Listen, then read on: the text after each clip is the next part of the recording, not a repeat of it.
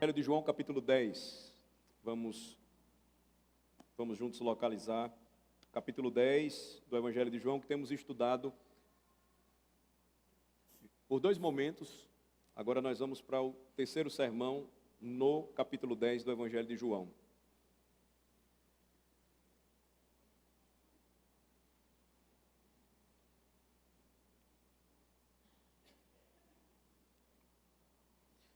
Os últimos versículos que vimos, 17 e 18, encontramos uma declaração do Senhor para aqueles que estavam contradizendo o seu ministério, a sua missão. Ele estava lidando aqui com os escribas e fariseus. Ele estava novamente se apresentando de forma especial, e ele estava tomando o Salmo 23 e aplicando a si mesmo de forma especial, além de outras passagens da Bíblia de seu tempo, o Antigo Testamento, em que o Pai sempre se revelou como o pastor de seu povo. Então, no versículo 17, Jesus vai falar novamente a sua ligação com o Pai. Por isso o Pai me ama, porque eu dou a minha vida para a reassumir. Foi uma decisão do próprio Cristo vir ao mundo e dar a sua vida por suas ovelhas para resgatá-las. Verso 18, ninguém a tira de mim, ou seja, ninguém iria matar o Senhor, ninguém iria assassiná-lo se ele não quisesse que isto acontecesse. Nós citamos um exemplo para os irmãos daquele episódio em que os guardas do templo, eles são guiados por Judas, o traidor, até o jardim do Getsêmani para prender Jesus. E quando eles chegam lá e perguntam quem é Jesus, e ele se apresenta, e ele usa a expressão antiga que o Pai usou para se revelar a Moisés, eu sou. Esses soldados, eles caem. Ou seja, o poder não estava nas mãos deles para prender Jesus, para levá-lo para uma execução. O outro exemplo que lembrei aos irmãos foi aquele quando ele estava sendo julgado por Pilatos. E Pilatos, então, em determinado momento, diante do silêncio do Senhor, disse: não percebe que eu tenho poder de mandar matá-lo, ou então mandar soltá-lo? Jesus então diz: nenhum poder seria dado a você se não viesse do céu. Mais uma vez ele diz: ninguém a tira de mim, pelo contrário, eu espontaneamente a dou. Final do versículo 18, então, de João 10, diz: tenho autoridade para a entregar e também para reavê-la, ou seja, para recuperá-la. Este mandato recebi de meu Pai. Ele faz uma referência ao pacto da redenção, o pacto firmado na eternidade entre o Pai e o Filho. Este pacto envolve o que nós conhecemos na teologia bíblica reformada por pacto da graça. Quando Adão quebra o pacto, o Senhor então, ainda no Éden, entra em um novo pacto com ele, mas agora este pacto seria mediado por alguém. Adão não teria mais condições naturais de cumprir um novo pacto, porque ele estava morto em seus delitos e pecados. Deus então estabeleceria aquele que viria para esmagar a cabeça da serpente. É o pacto da graça. Você precisa de um mediador para ser salvo. Você não pode ser salvo pelas suas próprias forças. Jesus está falando isso aqui claramente: este mandato eu recebi de meu Pai. Eu estou vindo para dar a minha vida, ninguém vai tirar essa vida que me pertence, porque na verdade eu sou o Senhor da vida.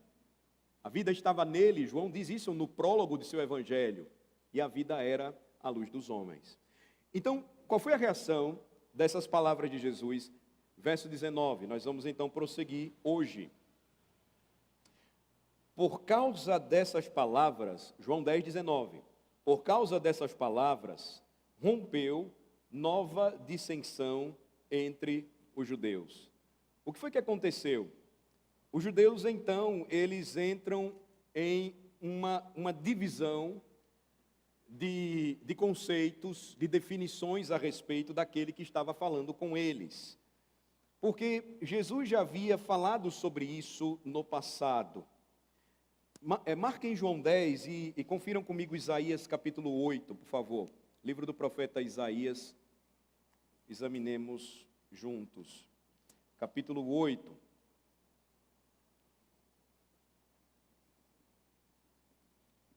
versículo 14, diz o seguinte: há uma profecia antiga a respeito do acontecimento que nós estamos vendo no capítulo 10 do Evangelho de João.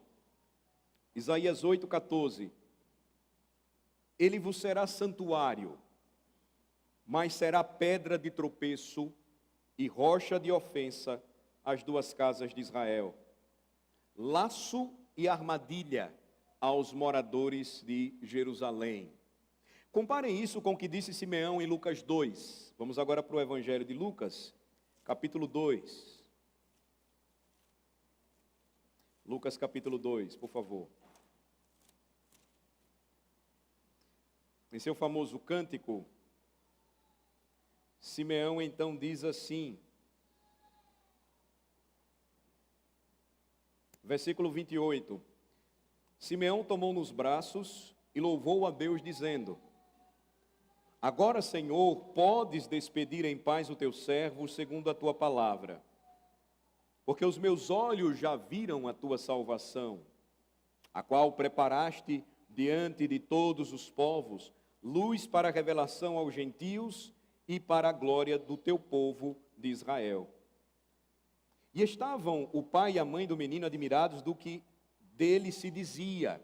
E aí veja o versículo 34. Simeão os abençoou e disse a Maria, mãe do menino: eis que este menino está destinado tanto para ruína, como para levantamento de muitos em Israel e para ser alvo de contradição. Também uma espada traspassará a sua própria alma, a tua própria alma, para que se manifestem os pensamentos de muitos corações. Simeão, então, similarmente anuncia no templo, quando o Salvador foi apresentado a Deus, essas palavras que nós lemos aqui no versículo 34, após o seu maravilhoso canto. E o próprio Salvador declarou algo ao seu respeito, se referindo a isto. Vocês lembram das palavras de Jesus em Mateus capítulo 10? Vamos conferir. Na primeira grande comissão, Mateus capítulo 10, Jesus disse o seguinte, verso 34. Verso 34. Não penseis que vim trazer paz à terra. Não vim trazer paz, mas espada.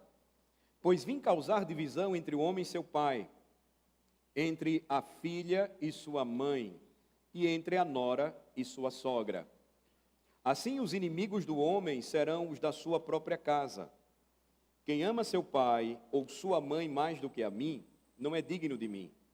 Quem ama seu filho ou sua filha mais do que a mim, não é digno de mim. E quem não toma a sua cruz e vem após mim, não é digno de mim. Quem acha a sua vida, perdê-la-á. Quem, todavia, perde a vida por minha causa, achá-la-á. Veja o que Jesus diz a partir do versículo 34.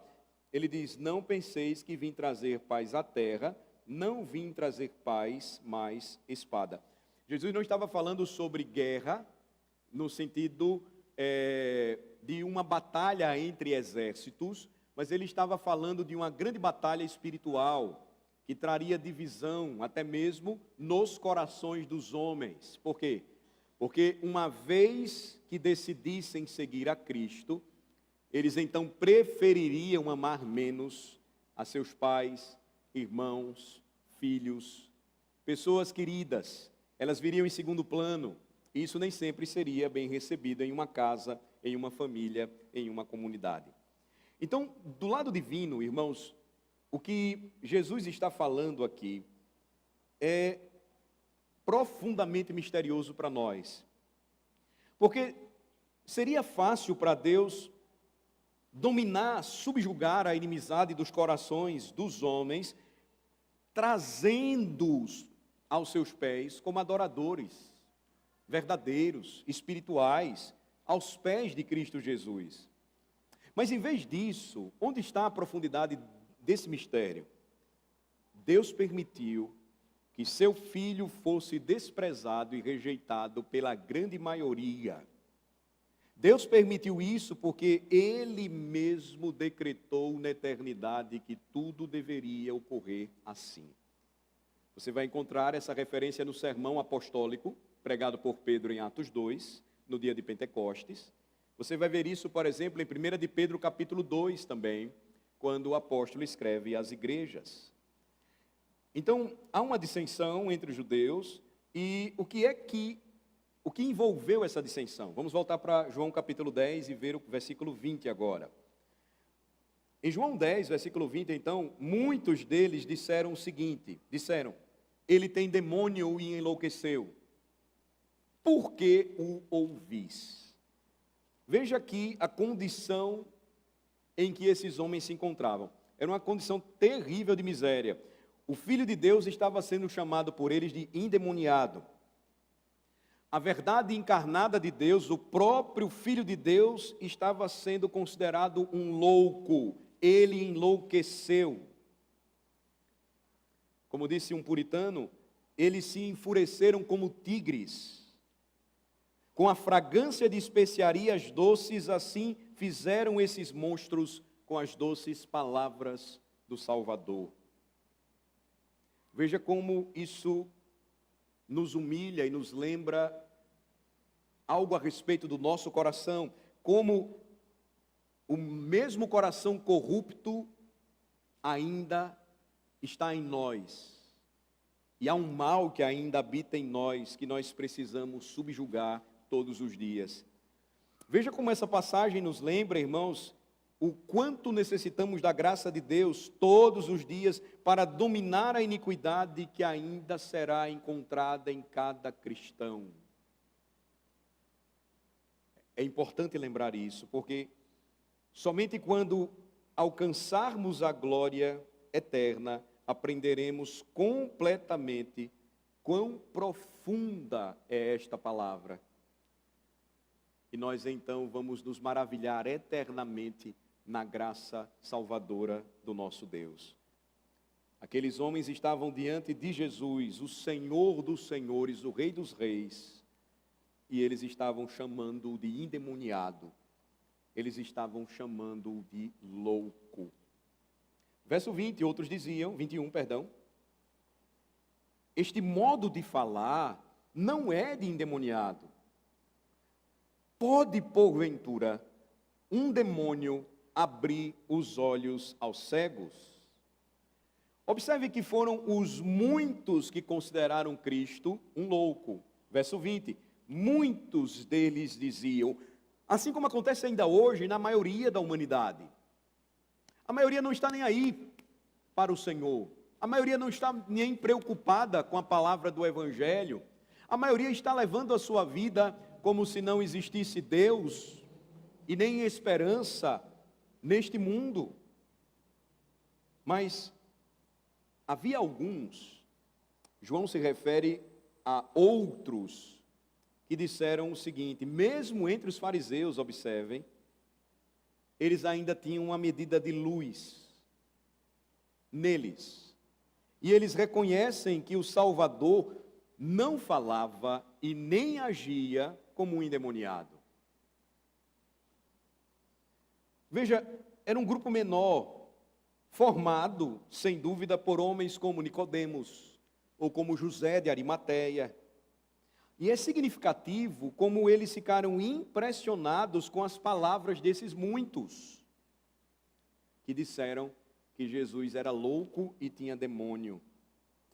Veja a afirmação deles, ou a pergunta deles, pode porventura um demônio abrir os olhos aos cegos? Outra coisa, as palavras de Jesus marcaram esses homens.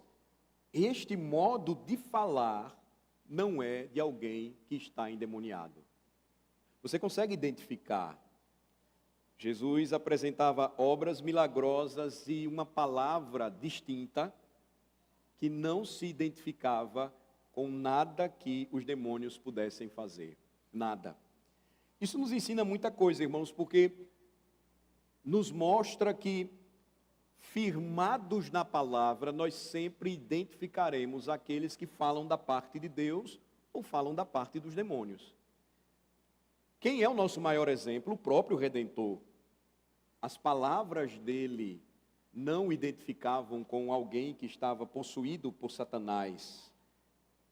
Mas o que muitos disseram a respeito dele revelava apenas o seu ódio, a sua ira contra o ministério de Jesus, contra a pregação de Jesus, contra a disposição do Senhor em fazer o bem. Vocês lembram que nós já estudamos no capítulo 9, até a cura daquele mendigo, cego de nascença, na história da humanidade, nunca um homem tinha sido curado daquela maneira. Ou seja, ele era cego e tornou a ver porque Deus o curou. Você não tem nenhum registro até o capítulo 9 do Evangelho de João. Mas aí agora nós entramos em uma outra parte, a partir do versículo 22, que nos desafia a analisar ou tentar resumir o que é a segunda metade deste capítulo, do capítulo 10. Porque a partir daqui, do versículo 22, nós começamos uma nova sessão do capítulo. Eu diria que a sessão final é a segunda, como disse, e tudo o que nós vamos ver aqui está intimamente ligado ao que já acompanhamos antes. Agora, o Senhor não está mais falando com os fariseus, a partir do versículo 22, mas Ele está falando com os judeus, ou seja, Ele está falando com a classe de pessoas que formavam a nação judaica, mas não especificamente aqueles homens que eram líderes de um grupo, de um segmento religioso do judaísmo chamado farisaísmo. Entretanto, veja que é em seu caráter de pastor, como relacionado à sua própria pessoa, que Jesus é enxergado aqui. Você não vai encontrar muita semelhança entre o que nós vimos no primeiro momento e que nós vamos ver agora. Há uma diferença muito perceptível entre essas duas partes do capítulo 10, porque na primeira parte, que vai até o versículo 21, Cristo é visto em sua função pastoral e mediadora. O bom pastor sendo aquele que vem para dar a sua vida por suas ovelhas, o mediador que vem para resgatá-las. Agora, nessa última parte, o que João destaca nesse discurso de Jesus? Suas glórias essenciais, as glórias que pertencem a Cristo, aquelas que são mais relevantes, proeminentes, que mais se destacam. Então, na primeira parte de João, capítulo 10, Cristo é visto na forma de servo. Diante de nós, ele se apresenta assim. Lembrem-se, verso 3, ele ganha entrada no aprisco das ovelhas pelo porteiro que lhe abre a porta e lhe dá acesso. No verso 9, ele é a porta para a presença de Deus, o caminho para o Pai. No verso de número 11, ele é visto como aquele que deveria dar a sua vida pelas suas ovelhas. E ali nós o contemplamos em seu lugar de obediência, de sujeição ao mandamento do Pai, como vimos no versículo 18. Mas agora você tem um contraste a partir do versículo 22. Jesus vai se apresentar como aquele que possui o direito soberano de dar a vida eterna em favor dos seus, verso 28. Como aquele que possui todo o poder, de modo que ninguém pode arrancar essas ovelhas que lhe pertencem de suas mãos, verso 28 ainda. No verso 30, ele vai revelar a sua união com o Pai. Eu e o Pai somos um. No verso 36, como o Filho de Deus. Então você vai perceber que há uma mudança, e ela é notável, agora na apresentação das glórias essenciais da pessoa de Cristo como o Deus homem. Não é tanto a divindade de Cristo que está aqui em vista, mas sim a divindade daquele que se humilhou para se tornar homem em favor de suas ovelhas. Então, o que nós encontramos na segunda metade de João 10 oferece para nós uma conclusão muito interessante do que a gente vem observando nesse capítulo. Por quê? Porque veja que no versículo 22 você tem um destaque de que isso acontece, a celebração da festa da dedicação durante o inverno. Essa festa, irmãos, ela foi marcada na história do povo de Deus como uma celebração estabelecida na história por um sacerdote chamado Judas Macabeus. A festa da dedicação, então, era celebrada no inverno para a dedicação do templo, lembrando o dia em que Antíoco Epifânio, que era o imperador do império grego naquela época, naquela região, que havia entrado em Jerusalém, sacrificado porcos do templo, profanando o templo, diante da revolta dos macabeus, ele foi expulso de lá.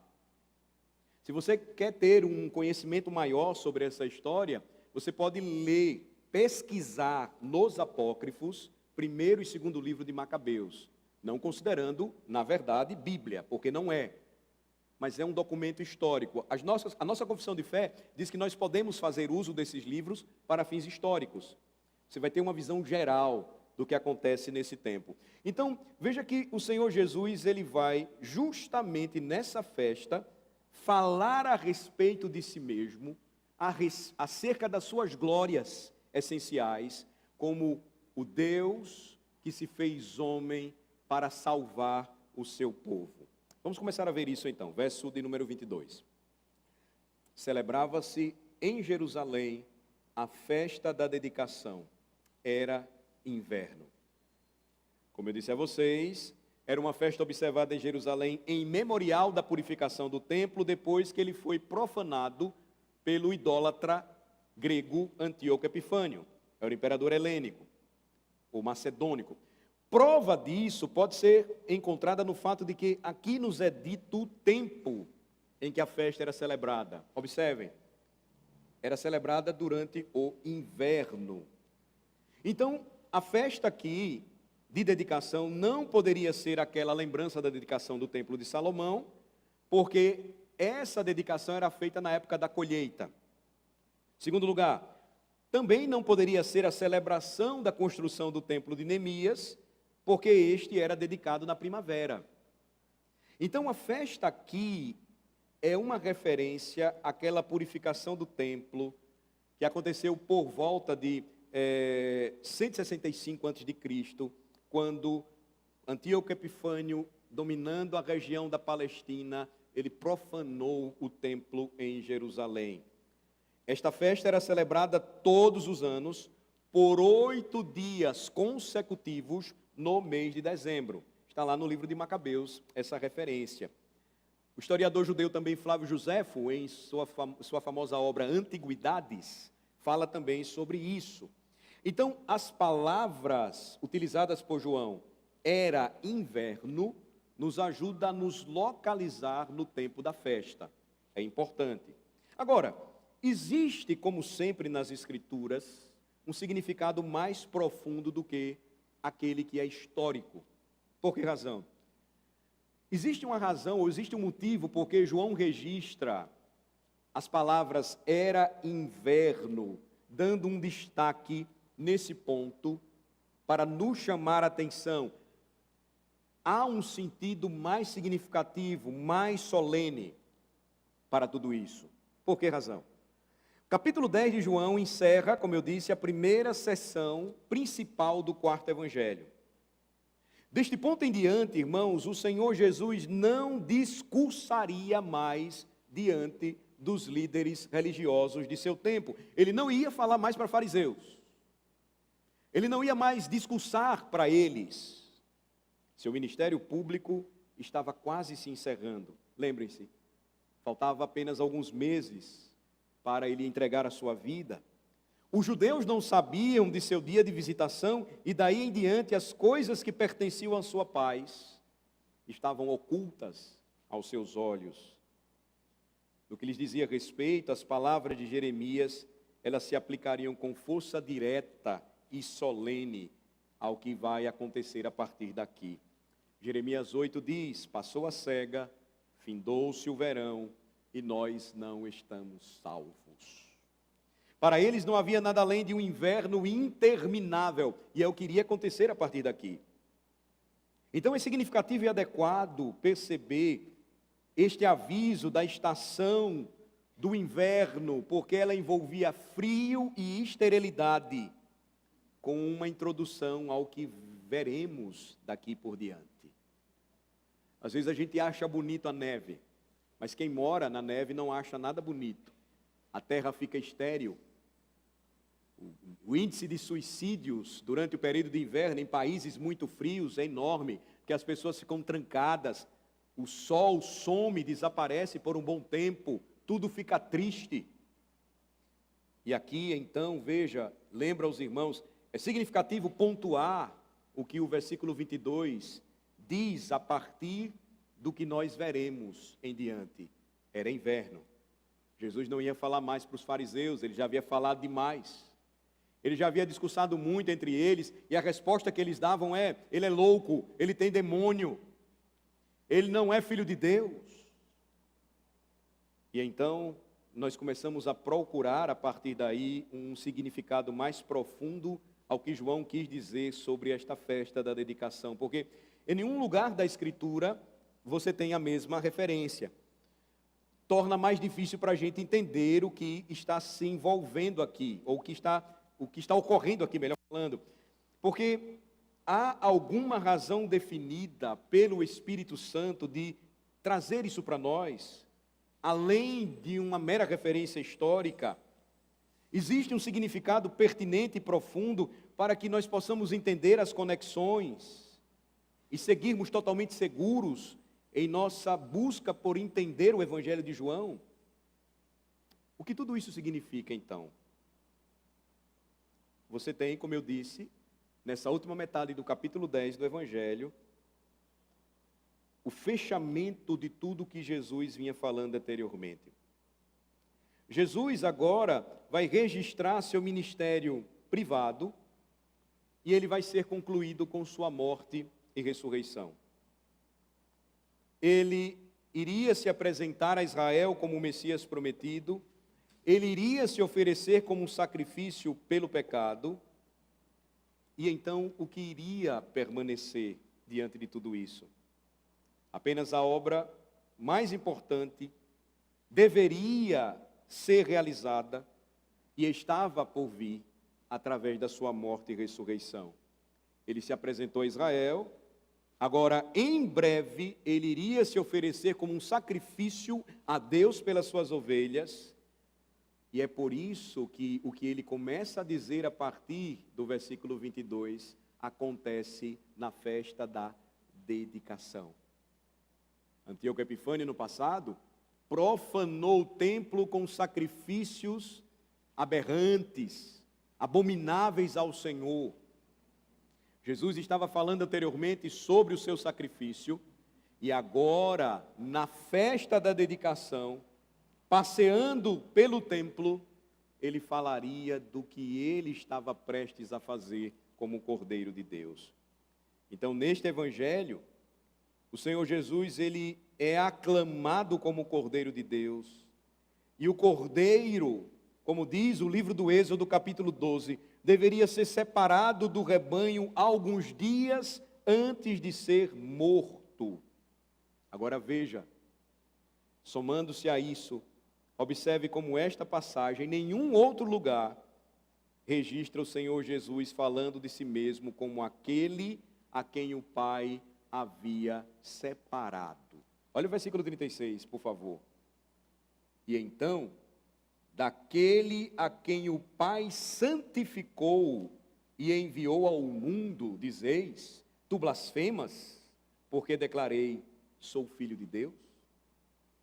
Observe ainda no final do capítulo, ele é visto deixando Jerusalém e indo embora além do Jordão. Verso 40, novamente se retirou para além do Jordão, para o lugar onde João batizava no princípio, e ali permaneceu. O que temos aqui, irmãos, sem sombra de dúvida, é o registro do Espírito Santo prefaciando este diálogo final entre o Salvador e os judeus, destacando a festa da dedicação de forma impressionante, porque a partir daqui, Cristo estava se dedicando à cruz. Ele estava engajado nisso e desse modo ele iria se manifestar como o perfeito Salvador para Israel. Você vai encontrar essa interpretação sendo confirmada por algumas referências bíblicas. Por exemplo, Hebreus capítulo 9, vejam comigo, por favor, Hebreus capítulo 9.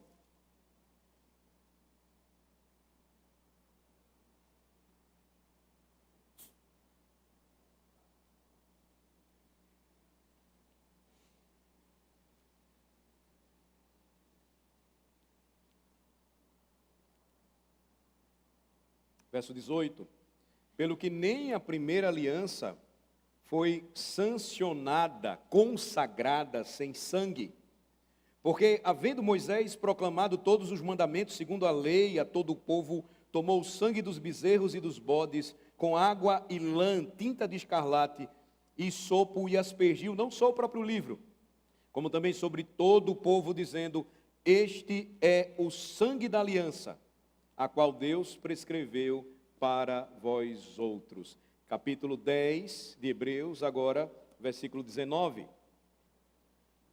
Tendo, pois, irmãos, intrepidez para entrar no Santo dos Santos, pelo sangue de Jesus, pelo novo e vivo caminho que ele nos consagrou pelo véu, isto é, pela sua carne, e tendo grande sacerdote sobre a casa de Deus, aproximemo-nos com sincero coração, em plena certeza de fé, tendo o coração purificado de má consciência e lavado o corpo com água pura. Veja, em cada uma dessas referências em Hebreus, dedicação está conectada com derramamento de sangue. E foi a isto que João fez referência, ou seja, o derramamento do precioso sangue do Senhor estava agora, após a sua rejeição pelo povo de Israel, sendo dedicado e seria derramado em favor de muitos. Não é sem razão que quando o Senhor institui o sacramento da ceia do Senhor, ele toma o cálice, ele o abençoa e diz: este cálice é a aliança em meu sangue. Ele cumpre as palavras de Moisés. Você ainda poderia confirmar tudo isso acrescentando mais alguma coisa, porque você tem a referência histórica em João 10, 22, da dedicação do templo, e nós já vimos no capítulo 2, versículo 19, Jesus se referindo, ou referindo-se a si mesmo como este templo. Ele disse aos judeus: destruí este templo, e em 3 dias o reerguerei. Notem que interessante, Jesus, ele purifica o templo nesse episódio do capítulo 2, e quando ele é desafiado pelos fariseus, ele vai dizer essas palavras, ou seja, ele era a dedicação perfeita do templo. O templo apontava para ele como um tipo, como uma figura, como uma imagem, mas o templo perfeito, que era o lugar do sacrifício, da expiação, onde o povo de Deus encontrava a salvação, seria nele mesmo. Ou seja, Jesus Cristo seria a dedicação do templo perfeita, se oferecendo a Deus como sacrifício por suas ovelhas. Então, mais preciso seria dizer que o Espírito Santo aqui menciona a dedicação tipológica do templo, imediatamente após o Senhor ter se referido 3 vezes à entrega da sua vida. Capítulo 10, versos 15, 17 e 18 do Evangelho de João, ele falou: eu vou dar a minha vida, eu vou entregar a minha vida, eu vou dedicá-la como um perfeito sacrifício. Jesus então passeava no templo, no pórtico de Salomão. Voltem por favor para João 10 e vejam o verso 23. No verso 23, nós temos então a informação deste pórtico que Salomão construiu na época do primeiro templo, e ele era portentoso. Estima-se que o pórtico de Salomão ele tinha pelo menos 120 metros de altura. Era algo realmente impressionante em seu tamanho. Ele continuou na época de Agripa e permaneceu vários anos após a morte de Cristo. Esse pórtico ele era muito conhecido, mesmo quando o templo foi restaurado, no retorno do povo à terra e ampliado nos dias de Herodes. Mas aqui, observem, no Novo Testamento você tem uma informação duas vezes se referindo a este pórtico, e o que nós encontramos nessas passagens aponta para um forte contraste com o que temos agora em João capítulo 10. Por quê? Se você verificar depois Atos capítulo 3, após o Pentecostes, Lucas registra que um mendigo coxo foi curado por Pedro e João, e tudo ocorreu perto do pórtico chamado de Salomão. E todos ficaram admirados com isso. Mas aqui em João 10, 23, após a cura daquele mendigo que era cego de nascença, e ele foi curado por nosso Senhor, não há informação de qualquer espanto diante do povo ou entre o povo com o que aconteceu. Quando você vai em Atos novamente, capítulo 5, você vai ver que todos estavam unanimemente no pórtico de Salomão. E aqui você tem um contraste evidente, planejado, diante de nós no Evangelho de João.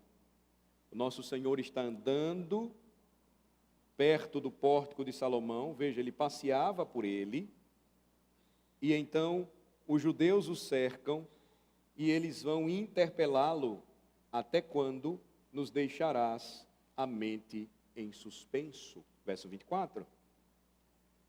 Não há aceitação, não há admiração, mas há desacordo entre eles. Eles não aceitam a Jesus, eles fazem oposição a ele, e como aves de rapina, eles procuravam tirar a sua vida. Mais uma vez, notem, irmãos, a importância de estudar a Escritura fazendo comparação entre Escritura e Escritura. Porque quando você une essas três passagens, João 10 e as duas passagens em Atos, você vai discernir claramente que o propósito, então, aqui de João 10 é revelar o Deus homem como aquele que foi desprezado e rejeitado pelos homens de seu tempo. Eles não o aceitaram. Então eles vão cercá-lo, verso 24, observem. Rodearam-no, pois, os judeus e o interpelaram: até quando nos deixarás a mente em suspenso? Se tu és o Cristo, dize-o francamente. Veja a força do pedido dos judeus. O que eles fazem quando se dirigem a Cristo?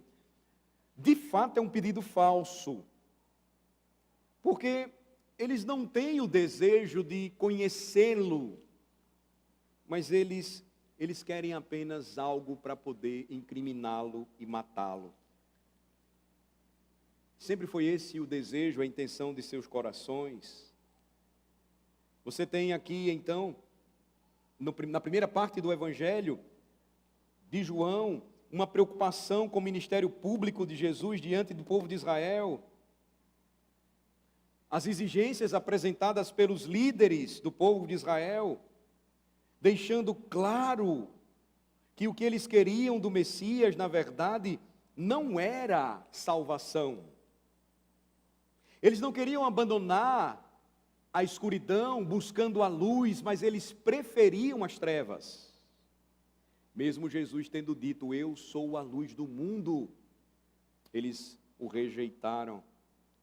Aqui claramente você tem mais uma vez o registro de que os líderes religiosos não receberam a Jesus. A expressão judeus aqui, lembrem-se, não é uma referência ao povo em geral, mas às lideranças, não aos fariseus especificamente, mas às lideranças que estavam ali presentes.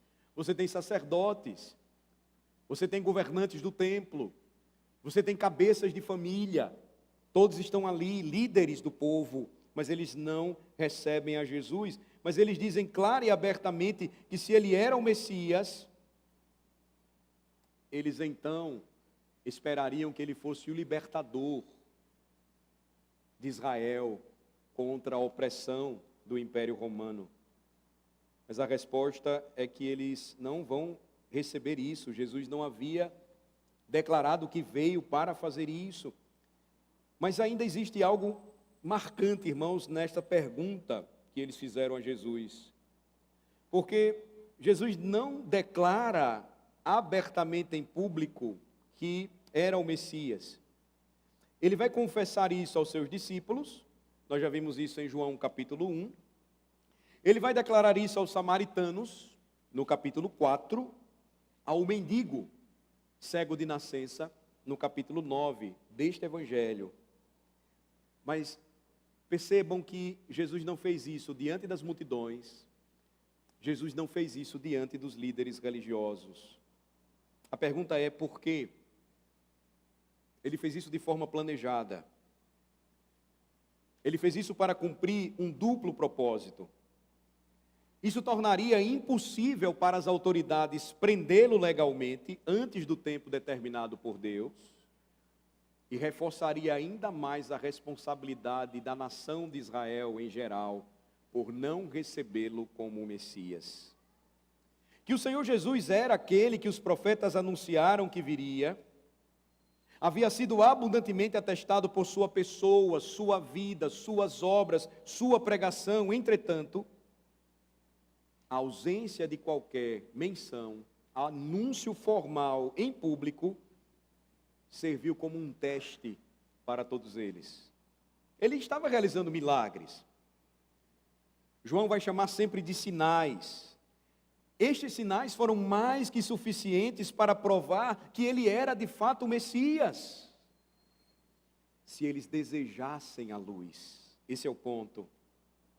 Mas porque eles estavam presos à escuridão, cercados em seus preconceitos, marcados pelo ódio, eles se recusavam a reconhecer tudo isso. Eles vão chegar a dizer que ele estava realizando milagres e fazendo bem às pessoas, em nome dos demônios. Então você tem várias referências aqui que são interessantes, e antes de passar para o próximo versículo, veja que o que nós temos diante de nós, sobre a maldade desses homens, nos chama a atenção também para o que existe ainda hoje. A pergunta deles é: até quando nos farás duvidar? Era uma maldade indesculpável. Eles estavam, irmãos, na verdade, tentando transferir para Jesus o ônus da sua incredulidade. Eles estavam argumentando que Jesus era o responsável por suas dúvidas maldosas, desonrosas e irracionais. Mas sempre será assim com aqueles que não nasceram de novo. Vocês lembram quando Deus procurou Adão e ele o denunciou por sua culpa? Gênesis 3, versículo 12, tem um registro. A resposta imediata de Adão foi: a mulher que tu me deste fez isso. Esse sempre será o mecanismo do homem pecador, que não foi salvo pela graça de Deus. Em vez de rastrear a causa da descrença até o seu próprio coração maligno, o pecador ele vai culpar a Deus pela insuficiência de evidências convincentes. Foi o que os judeus estavam fazendo com Jesus. Prova para mim, até quando farás com que a gente duvide? Mas era pura maldade em seus corações. Assim é hoje.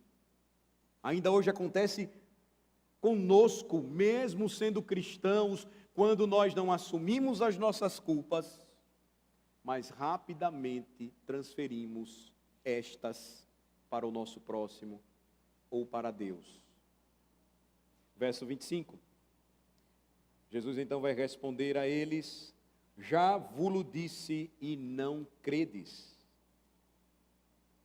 As obras que eu faço em nome de meu Pai testificam a meu respeito. Jesus já havia dito a eles que era o Filho do Homem, e como tal, o Pai havia lhe dado autoridade para executar julgamento. Está em João capítulo 5. Jesus já havia dito que ele era aquele sobre quem Moisés escreveu. João capítulo 5. Jesus também já havia dito que era o pão vivo que desceu dos céus. Capítulo 6. Jesus também disse que Abraão havia se alegrado quando viu o seu dia. João capítulo 8. Eles não tinham por que sustentar ainda dúvidas a respeito da divindade de Jesus, porque ele havia dado declarações que insinuavam claramente que ele era o Messias prometido das Escrituras. Além do mais, ele havia ensinado a respeito de sua própria pessoa. Suas obras davam testemunho conclusivo de seu ofício como Messias. Ele era o Cristo. Suas obras eram parte essencial de suas credenciais. Quando você toma Lucas capítulo 7, por exemplo, você percebe o que eu estou dizendo. Lucas capítulo 7, veja comigo, por favor, a partir do versículo 19. Lucas 7, a partir do versículo 19 até o 23.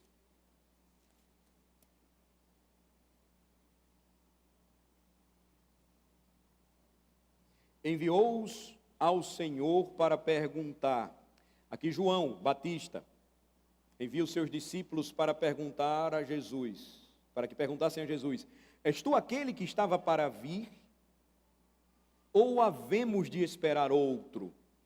Quando os homens chegaram junto dele, disseram: João Batista nos enviou para te perguntar: és tu aquele que estava para vir ou esperaremos outro? Naquela mesma hora, curou Jesus muitos de moléstias e de flagelos e de espíritos malignos e deu vista a muitos cegos. Então Jesus lhes respondeu: ide e anunciai a João o que vistes e ouvistes. Os cegos veem, os coxos andam, os leprosos são purificados, os surdos ouvem, os mortos são ressuscitados. E aos pobres anuncia-se-lhes o Evangelho, e bem-aventurado é aquele que não achar em mim motivo de tropeço. Veja, todas essas verificações precisas quanto ao que aconteceria quando o Messias aparecesse. Depois compare Isaías 35, versos 5 e 6. O Messias viria, e os judeus sabiam disso. Quando ele viesse, esses sinais iriam acompanhá-lo. Como, pois, agora eles estavam dizendo que era obra de demônios? Como, pois, agora eles estavam dizendo que este homem era um louco? Eles estavam negando as profecias. Isaías 35 falava a respeito de Jesus Cristo. Mas João 10, versículo 26, então, observem as palavras de Jesus, elas são claras. Mas vós não credes, porque não sois das minhas ovelhas. Solenes foram as palavras de Jesus aos judeus. Eles eram réprobos e agora estavam manifestando mais uma vez o seu caráter através da sua descrença, e o Senhor não hesitou em dizer isso claramente para eles. Veja o que Jesus estava dizendo, porque não poderia haver confusão. Vocês não creem em mim porque vocês não são das minhas ovelhas. E olhem, Cristo, ele não inverte, ele não diz: vocês não são minhas ovelhas porque não creem. Ele diz: vocês não creem porque vocês não são minhas ovelhas. Ele não deposita essa esperança no homem. Se você crê, você pode ser uma ovelha de Jesus. Se você não crê, você também pode não ser ovelha dele. Não. Jesus categoricamente afirma: vocês não creem porque vocês não são. Só crerão aqueles que são ovelhas do Senhor. O homem sempre busca inverter aquilo que Jesus fala. Mas observem, Cristo aqui não está apenas acusando esses homens de incredulidade, mas ele também está explicando algo para nós. Ele está dizendo que a fé não lhes foi concedida porque eles não eram das suas ovelhas. Eles não estavam entre o número favorecido dos eleitos de Deus. Se mais provas fossem necessárias, elas ainda seriam apresentadas à medida em que nós vamos lendo João, capítulo 10. Qual a grande lição aqui, irmãos? Para nós, o homem não precisa crer para se tornar uma das ovelhas de Cristo. Ele crê porque é uma de suas ovelhas. Veja a referência que o Senhor Jesus faz aqui, porque quando ele havia anteriormente declarado que esses judeus não eram dos eleitos de Deus, quando ele os havia anteriormente classificado entre aqueles que estavam reprovados, no capítulo 8 você vai encontrar isso. Você vai encontrar os mesmos judeus, na mesma posição antagonista, rejeitando ao Senhor, e Jesus vai dizer a eles, verso 43, João 8, porque não entendeis a minha fala, porque não podeis ouvir a minha palavra.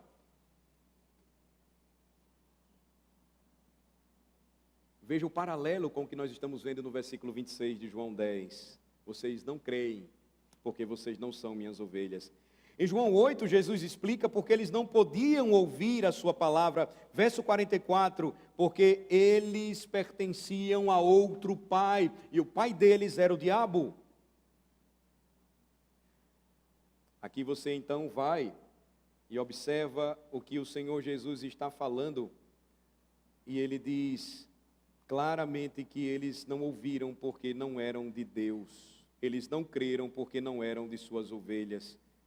E ele vai então dar a razão porque eles não receberam de fato, porque eles nunca foram contados entre aqueles que pertenceriam ao rebanho do Senhor. Essa palavra é muito séria, irmãos, porque ela nos lembra algo importante para a nossa fé. Ninguém se torna ovelha de Cristo por vontade própria. Mas na eternidade, Deus já nos contou como uma de suas ovelhas, ainda que não soubéssemos disso. Ninguém passou a ser, veja, o profeta vai dizer, você não pode mudar as manchas na pele do leopardo. Ele sempre será leopardo. Assim como você pensa em um homem à imagem de Deus, que simplesmente ele diz, não, eu tenho corpo masculino, mas eu nasci mulher, e ele se transforma. Ele nunca vai deixar de ser o que é. Deus o fez homem. Ele continuará sendo imagem e semelhança de Deus, mas a transformação que ele faz, ou que ela pode fazer, sendo mulher, nunca vai modificar o fato de que foi criado dessa forma, como cada uma das criaturas de Deus foram criadas por Ele, do jeito que Ele determinou antes da fundação do mundo. Agora, pensem nisso quando falamos sobre salvação. E como isso é maravilhosamente impressionante. Eu não era bode e um dia fui transformado em ovelha. Eu sempre fui, ainda que não soubesse, uma ovelha do aprisco do Senhor, porque antes da fundação do mundo, Ele me escolheu para isso. É por essa razão que no versículo 27 de João capítulo 10, estamos caminhando para o final. Ele diz, as minhas ovelhas ouvem a minha voz. Eu as conheço e elas me seguem. O contraste aqui que Jesus estabelece entre eleitos e não eleitos. Os eleitos, porque são ovelhas do rebanho do Senhor Jesus, ouvem a sua voz. Os eleitos de Deus ouvem a voz do Filho, eles ouvem a voz do bom pastor, porque pertencem ao seu rebanho, são suas ovelhas. Eles ouvem porque um Deus soberano lhes concede a capacidade de ouvir, pois, como diz Provérbios capítulo 20, o ouvido que ouve e o olho que vê, o Senhor os fez, ambos. Cada uma das ovelhas ouve quando o chamado irresistível chega até elas.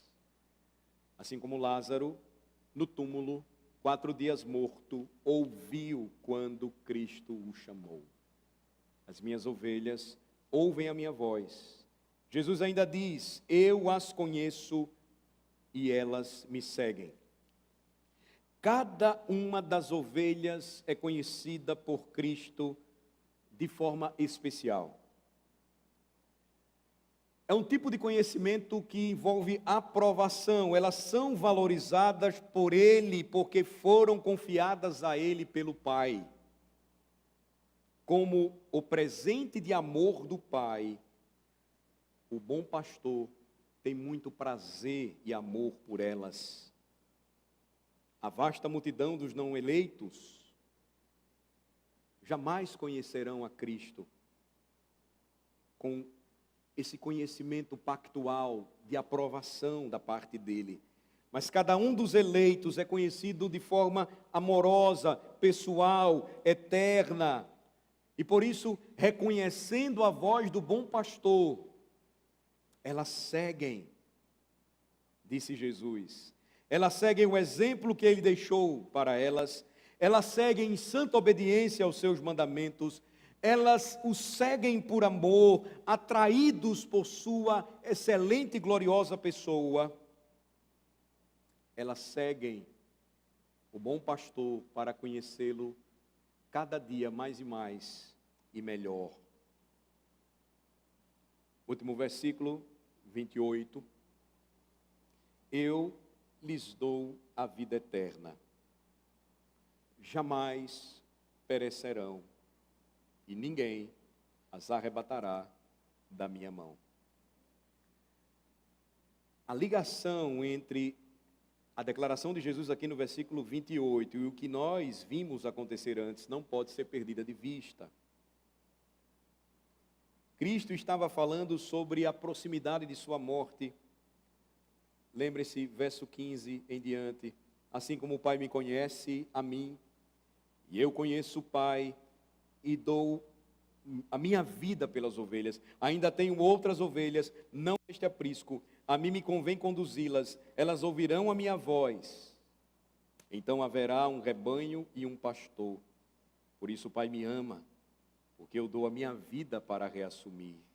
Ninguém a tira de mim. Pelo contrário, eu espontaneamente a dou. Tenho autoridade para entregar e também para reavê-la. Este mandato recebi de meu Pai. Ele está falando da decisão de dar a sua vida por suas ovelhas. A pergunta então é: o que ele estava prestes a fazer colocaria suas ovelhas em perigo? Colocaria suas ovelhas em risco? Não. Jesus vai dizer exatamente o contrário. Ele daria sua vida para que elas pudessem, para que ela, a sua vida, pudesse ser transmitida às suas ovelhas. Esta vida, porque divina e eterna, seria dada às suas ovelhas, não vendida ou trocada. Jesus está lembrando que a vida eterna não é conquistada como um salário. A vida eterna não é merecida como um prêmio, ela não é ganha como uma coroa. A vida eterna é um presente gratuito, concedido soberanamente por Deus, ainda que os homens acreditem que algumas coisas precisam ser feitas, algumas condições precisam ser realizadas, porque senão este presente será perdido. Jesus está falando algo que nós não deveríamos nem mais discutir em aulas de escola dominical, como bons presbiterianos e confessionais. Crente não perde salvação. Ponto. Quem disse isso? Jesus. As ovelhas de Jesus não perdem a sua salvação. Ponto. Quem disse isso? Jesus. Não temos o que discutir. Não podemos dizer, sim, tudo isso pode ser verdade, mas existem certas condições que devem ser cumpridas para que possamos reter esse valioso presente. Não, Jesus diz absolutamente. E para enfrentar esse ceticismo legalista, tão comum ainda entre nós presbiterianos, Jesus então acrescentou: jamais perecerão. Elas nunca perecerão. Não apenas a vida é dada eterna, mas aqueles a quem este precioso presente é concedido nunca irão perecer.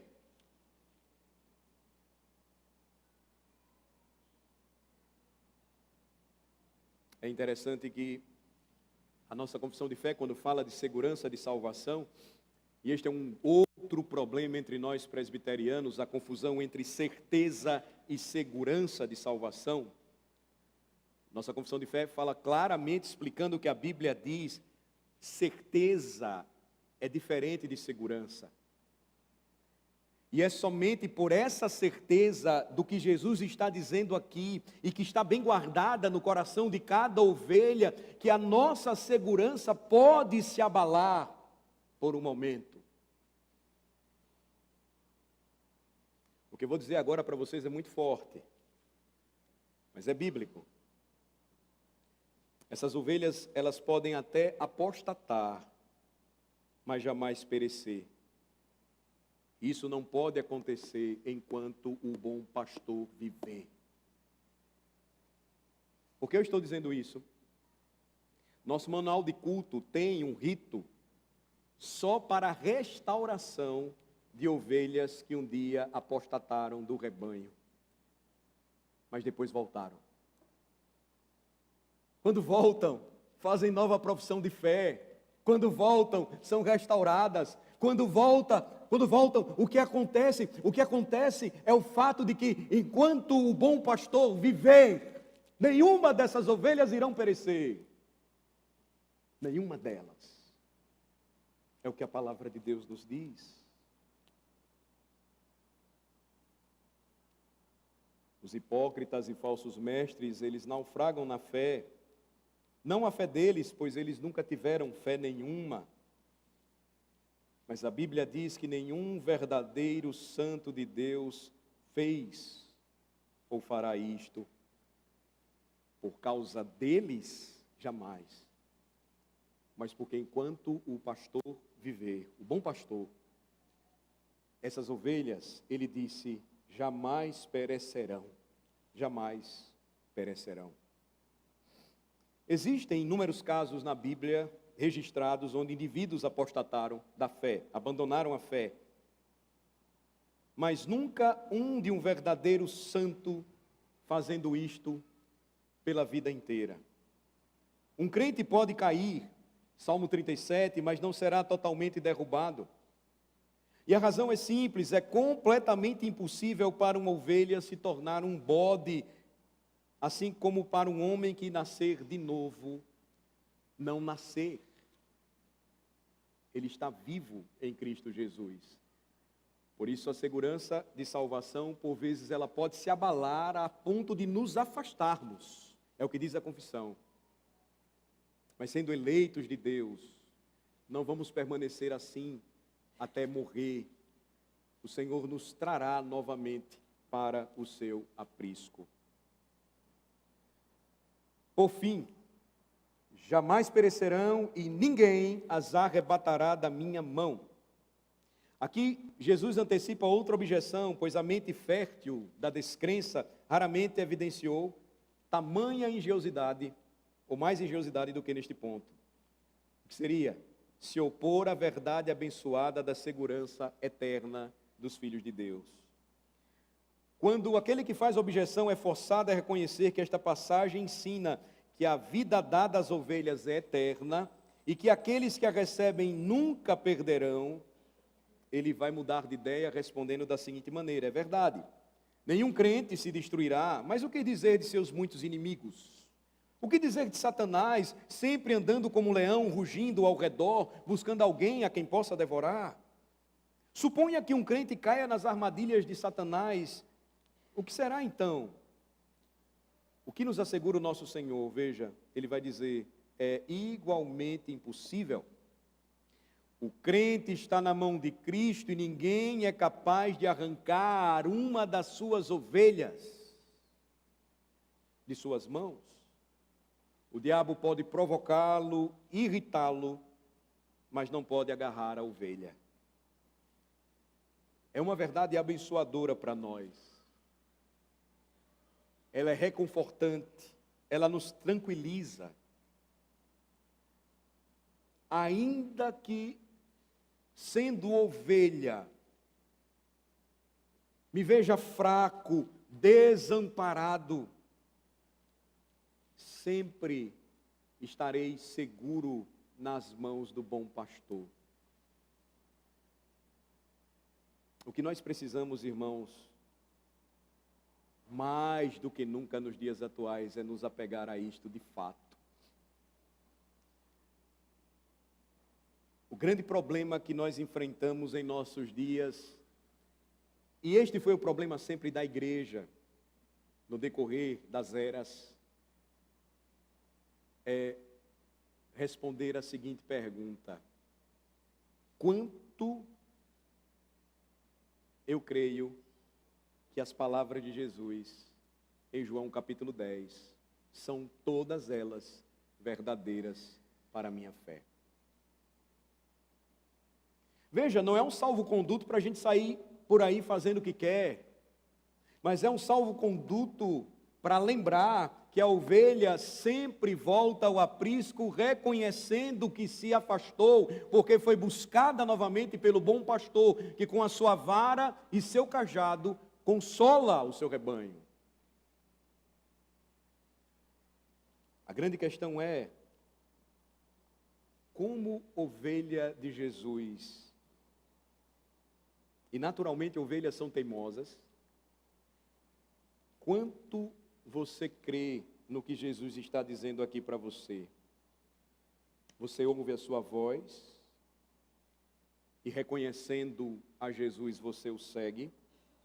Você crê que Ele que te deu a vida eterna, você não a conquistou? Você crê que porque Ele permanece vivo e Ele ressuscitou para a nossa justificação, você jamais irá perecer e ninguém jamais irá arrancá-lo de suas mãos? Ainda que você se encontre fraco e desamparado, nunca esqueça que você sempre estará seguro nas mãos do bom pastor. Se esta não for a nossa convicção de fé, nada mais será. Nada vai funcionar. Se isso não for o de mais significativo para nós, irmãos, nada vai funcionar para a nossa vida. Absolutamente nada. Nós vamos buscar isso em outro aprisco. Nós não vamos ficar vazios, nós vamos buscar ouvir a voz de outro que não é o pastor das nossas almas, Jesus.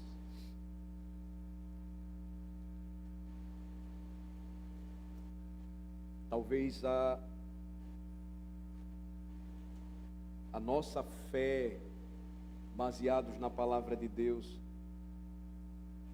nos moveria a fazer muito mais do que nós achamos que estamos fazendo, para a glória dEle, para o serviço dEle. O buscaríamos mais em devoção e em nossas orações, reunidos como ovelhas, o que de fato não temos feito.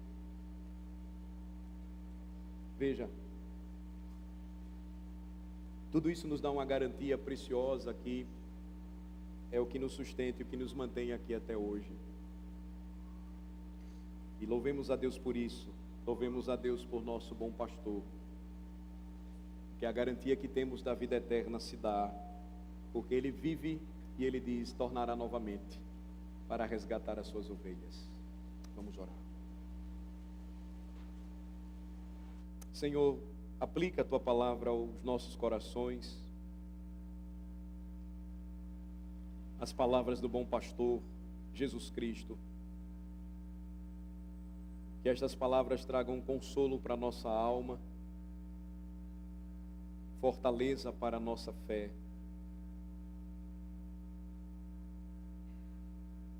Ainda que nos sintamos desamparados, fracos, que as promessas do nosso bom pastor, elas vivifiquem, ó Senhor, a nossa alma nesta manhã, nos animem em nossa caminhada, nos façam lembrar que nós sempre seremos ovelhas,